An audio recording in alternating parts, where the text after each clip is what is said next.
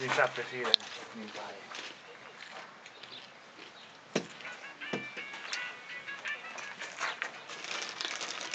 Igen, tessék. Szervusz.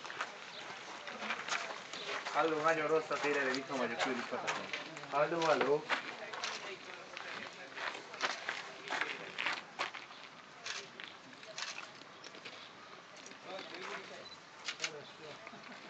Paie de grâu trebuie să fie curățată, trebuie să fie udată și aici nu, deci așa nu se rupe. Deci nu orz, nu secară, nu nimic, doar grâu. Grâu. Hol kaptad meg rózsa?